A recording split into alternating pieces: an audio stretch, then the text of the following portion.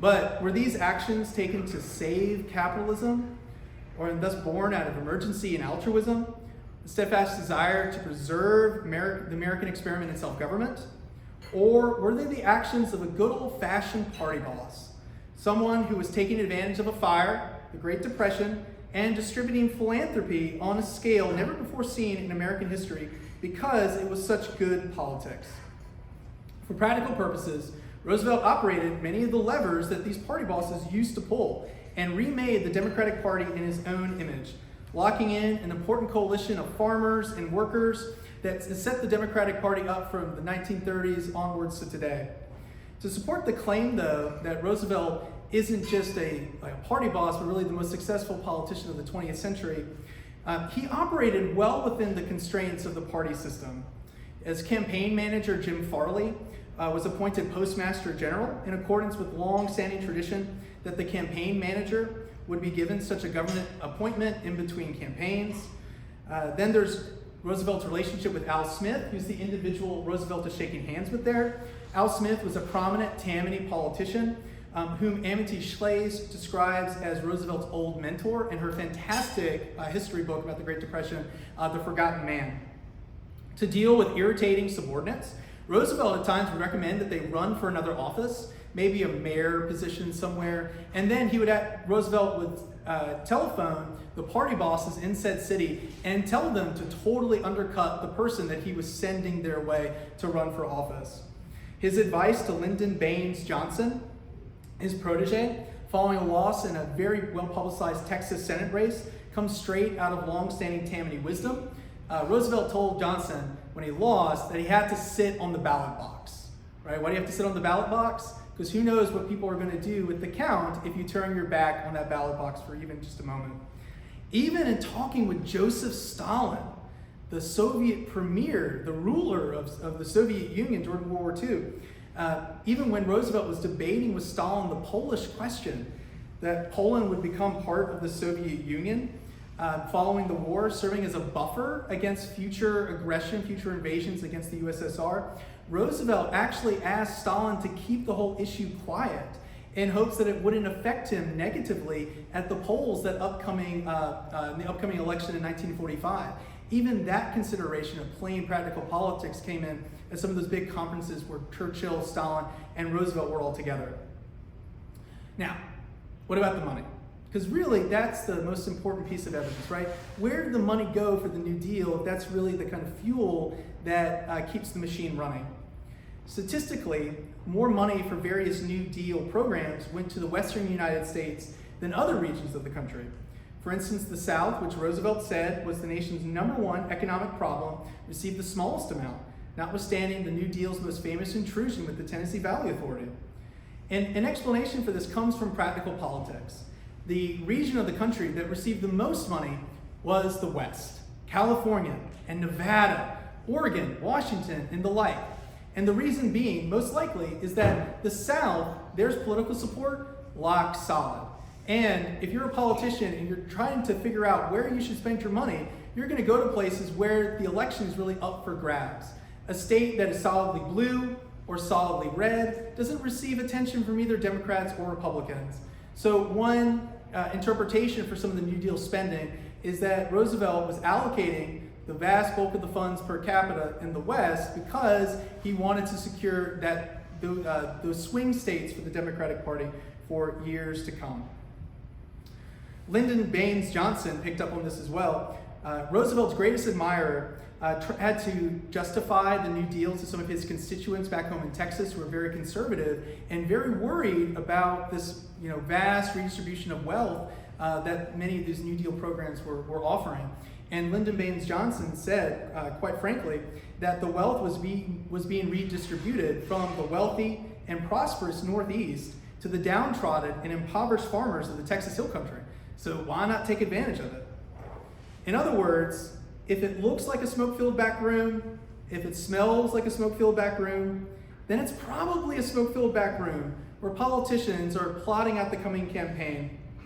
He was simply playing the game, that of a party boss, but at the federal level rather than at the municipal level or at the state level. Now, the question is, why does any of this matter? Why does a political machine from the 19th century, or a handful of alphabet agencies, most of which have disappeared, matter to us today? They matter because practical politics operates on a linear, rational continuum. Politicians make decisions based on what choices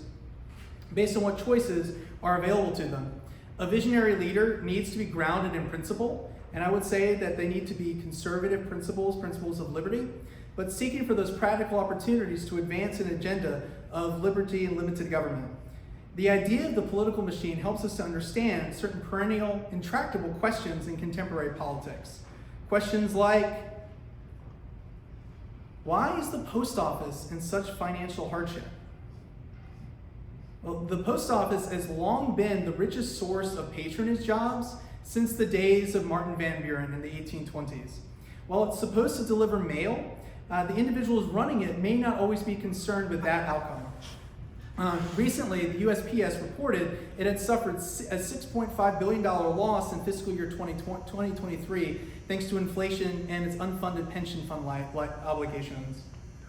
Other questions include, why won't the government ever get smaller? Well, the reason is that each campaign, we have new politicians who promise to provide social services to voters, which often require a government agency to help distribute those benefits and oversee those services. Ronald Reagan joked that a government program is as close to immortality as any human being can get on Earth. And that's true because people come to depend on these programs. They factor them into their budgets, they make use of these services, and to take them away is political folly. If a politician promises to clean up the swamp, they find resistance on two very powerful fronts. One, these constituents are never going to vote for you if you're talking about taking away some perceived benefit to them. And two, the people in Washington, D.C., whose job you're threatening, will also campaign against you and undermine your efforts as you are taking away their livelihood and their means of putting bread on the table. Other questions, of course, include, why do we have so much government debt? You can see here the U.S. debt clock, which I check periodically. I don't start every day looking at the debt clock, but I start a handful of days doing so. The largest source of U.S. debt are our entitlement programs, Social Security, Medicare, and Medicaid. These are programs that provide monthly payments to recipients to supplement their income and or health insurance for the elderly or for the poor. Currently, Medicare is $1.7 trillion as far as its share of the national debt. Social Security is $1.4 trillion with no end in sight. FDR initiated Social Security, and whereas Lyndon Baines Johnson, FDR's protege, started Medicare and Medicaid. These government programs are funded by deficit spending, i.e. government bonds and debt, just as the Tweed Ring financed their political schemes generations ago. The entitlement programs of Social Security are going to go bankrupt in 10 years if nothing is done about it. And any cuts to Medicare, especially, are portrayed as direct attacks against America's senior citizens who are now dependent on Medicare and Social Security. And they cannot and should not give up those benefits. Those who are dependent on Social Security are going to vote for anyone promising to protect those programs and perhaps even expand them. At the same time, though, for entitlements to remain solvent, people like me, for the people who are dependent on them, people like me are most likely going to have to pay into a system that they should expect never to receive anything from. And in all sincerity, I am, on one level, completely fine with this bargain because America's senior citizens are going to be radically harmed and injured if such a government benefit is taken away from them now. They would be losers in a bargain made generations ago when Social Security was passed as one of many New Deal programs. In that sense, Social Security may not be broken, but is working really perhaps as it was intended to work, to bind people's future to the government and to keep people dependent on the government to take care of them. And the last most important question that I think this answers is, why has all this happened? Why has all this happened? On a deeper spiritual level, we've encountered a pretty radical problem in America. Confidence in the American dream is at an all-time low. Trust in American institutions are at an all-time low. Belief in God and transcendent truths are at an all-time low. Is it because we have a government that promises to protect us and provide for us from the cradle to the grave, which is something that no human being can really do?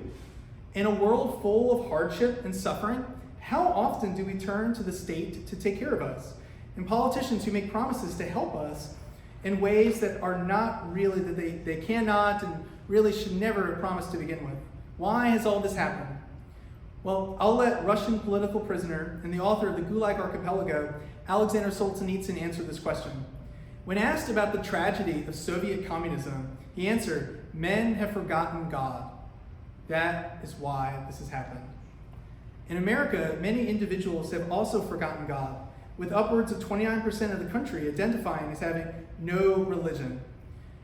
Yet though a world without God is chaotic and random, and to prevent the sort of meaninglessness that may otherwise consume such a man, he turns to the state, to the government, to take care of him.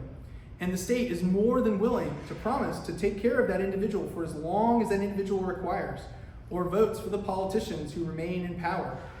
At times, we think of the federal government as a vast, unaccountable, nebulous deep state with no way of stopping it or draining the swamp on which it operates.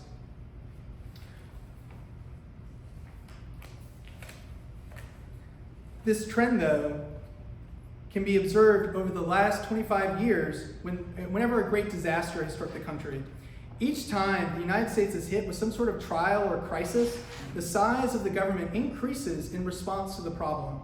So one rather large tick on this graph comes in 2001 after the September 11th attacks, in which you had the establishment of agencies like the Department of Homeland Security and others. You had another relatively large tick in the number of government employees following the Great Recession in 2008, and again, to solve the problem and keep such hardship from ever happening again. With the world as chaotic and seemingly with the world as chaotic as it is, the state provides for many people that degree of assurance and confidence that things are going to get better. Even if this weren't the case, politicians want to keep themselves in power, and so they have to make sure that their supporters are taken care of. This they can do by expanding the size and the scope of government and provide potential supporters with jobs and constituents with services they may not otherwise be able to afford. Both of these actions can help machine politicians get elected. So the idea of looking at big government as a political machine helps us to understand the incentive structure behind the landmark presidential administrations of the United States over the past 100 years. Politicians want to keep themselves in power, so they have to make sure that their supporters are taken care of. This they can do by expanding the size and scope of government. If you give a man a fish, he'll eat for a day. If you teach a man to fish, he'll fish for a lifetime. If you pay a man to fish, he'll thank you every day of his life for the job that he's been given, and vote accordingly if he wants to keep fishing. Ronald Reagan joked that the scariest words in the English language are, "I'm from the government and I'm here to help." In closing, I hope that I've elucidated the meaning behind this quote here, that when someone from the government comes and offers assistance, you should turn that down as much as you can, because that person may not have your best intentions and motivations at heart. Instead, we should turn to God and to ourselves and to the means to achieve those good and desirable ends that we have. So, in conclusion, thank you all so much for letting me come here tonight, and I look forward to chatting with everybody here about the principles of liberty and limited government. So thank you all.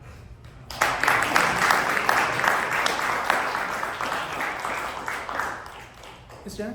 Yes. Dr. Robinson? No, Jenna Stein.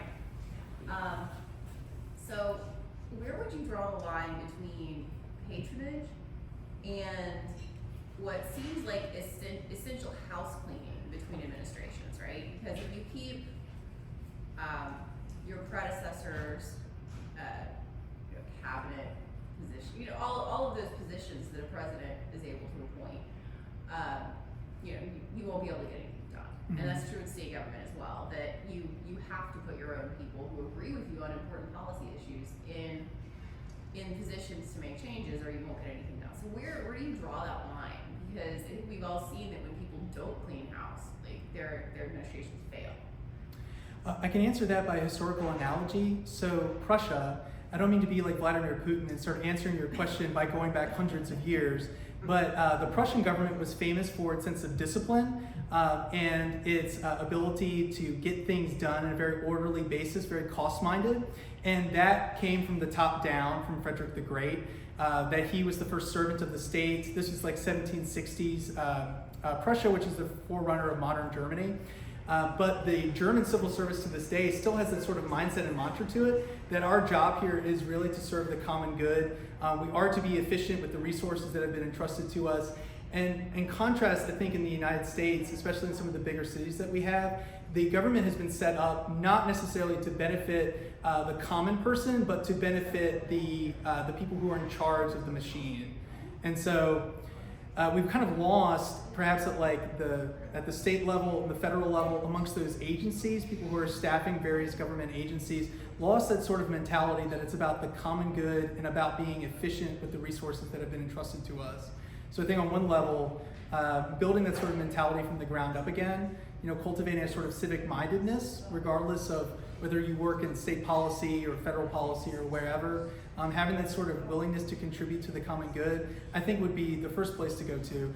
Practically though, we want to support our friends and perhaps, I don't want to say punish our enemies, right? I don't necessarily think there's a vindictive aspect to it, and removing all those people from various agencies that you've got. But recently with President Trump, when he came in, he started giving various employees in different government agencies retirement packages in order to reduce the size of government. A good friend of mine is Donald Devine, who was the head of the civil service under President Reagan, and he encountered the same sorts of things, that when you start threatening a person's livelihood, that's when they really start coming after you.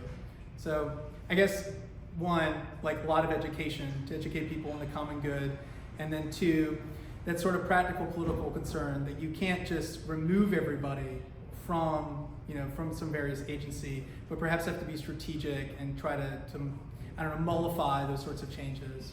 So, yes, sir. I always wonder when I hear the phrase the Social Security lockbox.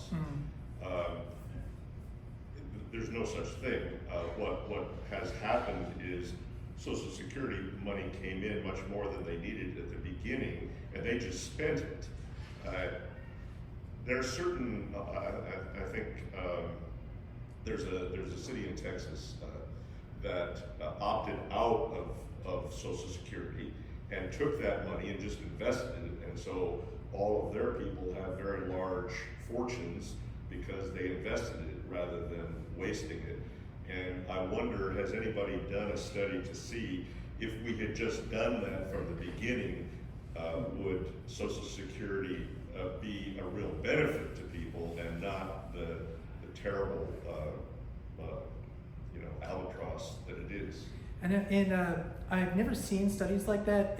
I can draw a parallel with sovereign wealth funds in Norway and Denmark. That tend to provide, like, the dividends off of their sovereign wealth funds pay for a lot of their government benefits and programs, which seems to be a similar analogy. The insurance, Social Security, well, one, I think practically that if you took money from the 1930s and invested it, like, you certainly would have much more, now with the time value of money, compounded interest. I think that experience that you cited in Texas would be far and away, the experience across the rest of the country. I don't have any data or anything like that, though. Somebody should do a study. Yeah, just to see what the opportunity cost would have been. Because that's the thing that you don't see, is what could have happened if that money was invested.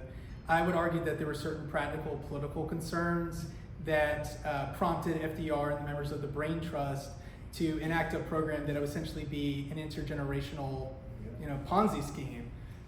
And again, I want to say that with Social Security, Medicare, Medicaid, these are programs that if they're going to remain solvent for the people who come to depend on them, people like me are going to almost have to make a commitment to pay into them without expecting to receive any sort of benefits in return. I can't really imagine any other way that those programs are going to continue at the rate we're spending and certain demographic trends that we've got across the country.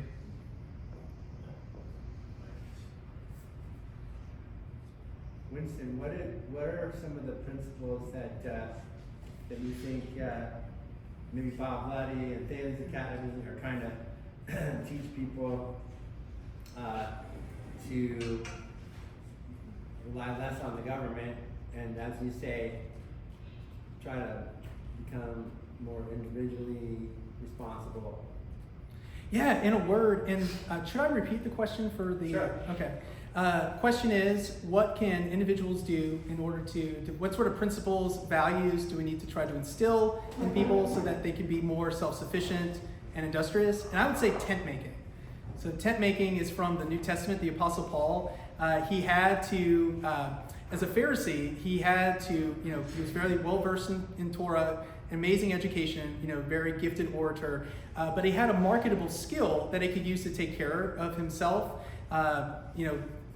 In making tents, like this is the analogy, and this is the kind of the image that I get for a Thales student, somebody that's very, very well educated. They love to read, Plato and Aristotle and John Locke, and but at the same time, they have a practical skill that brings real value to the people that they serve and the communities that they're in. They're not necessarily dependent on earning their daily bread by their teaching and speaking and stuff, like the gifts of the mind, but they can do something practical with their hands.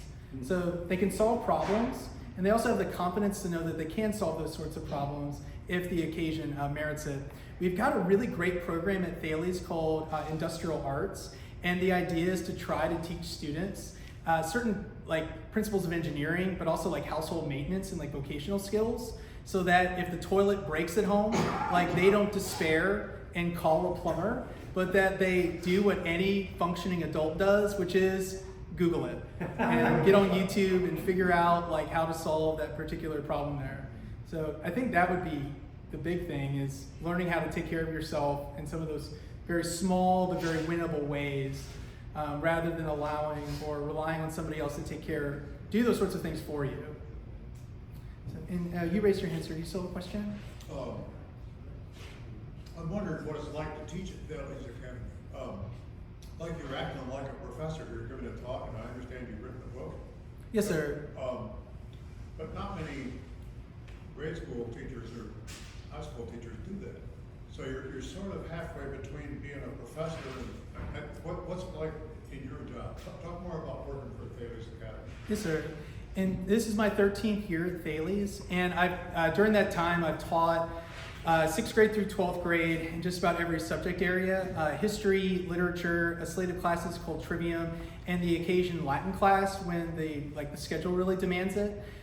We have an A period day when teachers typically are taking maybe 2 different preps, which might be European history coupled with European literature or something like that, but 2 different classes that they're preparing for.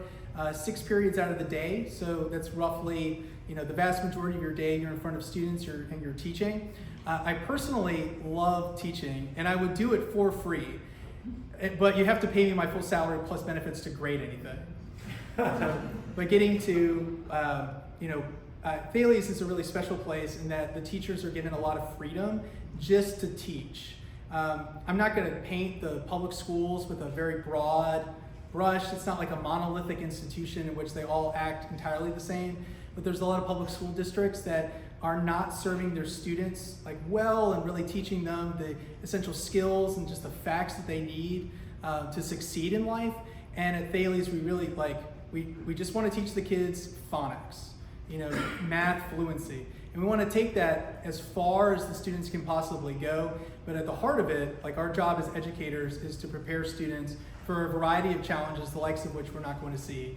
And what they need to meet those challenges is A, the essentials, and B, just the confidence to know that they can handle trials that come up in life no matter what they are.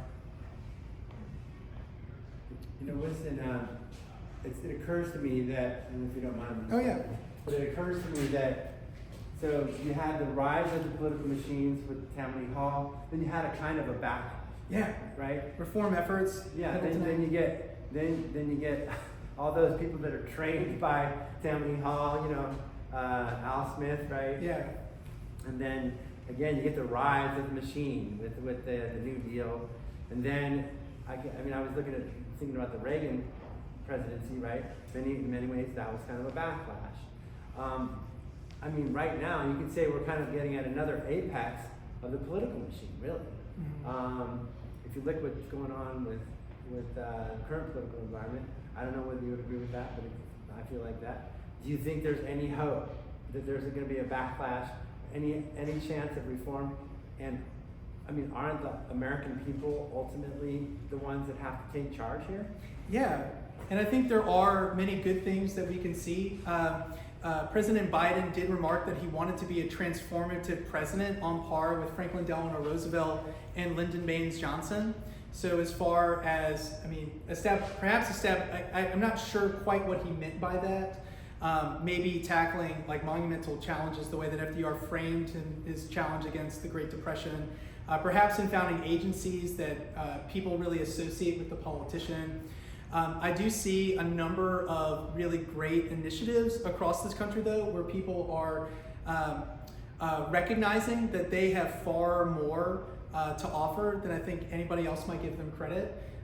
We don't often see the fruits of such things, like in the in the news, or turning on Twitter and things like that. But just that, where I am working at a classical school, I'm surrounded by teachers that really love their jobs and consider it a privilege to pour into students and to fill their hearts and minds with good things. And I've got, I think Thales right now we have about 6,500 students, and Thales, frankly, is just one network of schools, across this country that are doing that same sort of thing, instilling these good values in kids and teaching them, the facts that they really need to succeed. So I do think, the school choice movement, the classical education movement, the classical education renewal movement, we're seeing a number of these really good things where people are going back to the basics, and they're coupling that sort of tent making like mentality that I think Paul had. Yes, sir. One big hurdle I think has to be addressed is the NGOs, non-governmental organizations, the nonprofits, of which George Soros has 200 or so that are politically motivated, and they're gathering money, so they're giving him a tax-free status of his money, and then it is applied to political situations all over the country. And the IRS has been politicized, so they don't investigate any of those. They only investigate anything on the right. It seems to me there has to be a pullback against the NGOs, because with that much tax-free money floating around to be applied to political situations, it's very difficult to fight against that. And there are really strict accounting rules, financial regulations. My wife is a fundraiser, and so we talk about some of these things over the dinner table as far as like the particular rules. There was, and I can send this to you, but a really interesting podcast episode from the Daily Wire. It was a reporter at the Washington Examiner who he followed a lot of the money trails from I think it was a George Soros-backed nonprofit organization, but they were providing some of their HR and personnel resources to other organizations that weren't necessarily reporting everything that they were doing to the IRS. It was the dark money trail flowing from one recognized entity to entities that are a little bit more nebulous in how they operate. That was a Washington Examiner and a Daily Wire episode. I've got it somewhere on my Twitter profile, so I'd be happy to share it with people. But that was a really interesting episode. Certainly, there are people that have an incentive to grow the size of government, because ultimately that's going to benefit themselves either materially or politically. Some of those people just frankly believe that government may be the source of all the solutions that we could have for all these social ills. And I was trying to land there with my speech in that having turned away from God, there's still the sense of you don't just believe in nothing, you really need to believe in something bigger than yourself to take care of you. And most often than not, people turn to the state in order to provide that sense of comfort, confidence, security, and well-being. One book that I love reading with students is Thomas Hobbes' Leviathan. Not even reading it with them. Is anybody here familiar with Leviathan? So really great book, really great cover, where you've got this picture of a king wielding a sword in one hand and a shepherd's crook in the other. It symbolizes his power to dictate, the power to dictate. But he's made up of people. And the people have given the sovereign ruler, the Leviathan, all of their power to just try to make life as calm and as orderly and as security filled as possible. So, Any other questions before we wrap it up? Thank you very much, Winston. yeah, thank you so much, Brad. Appreciate it.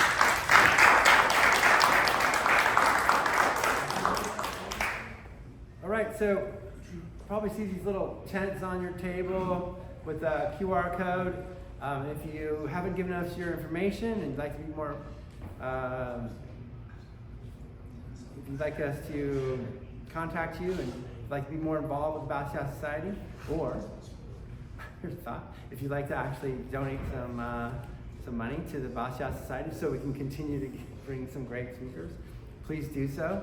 I hope you have a wonderful evening. One thing I will say before we leave is that next month we'll have Diana Furchcott Roth with the Heritage Foundation, and she'll be talking about the Tooth Fairy, Santa Claus, and Net Zero 2050, and I can't wait for that talk. It'll be awesome. All right, take care.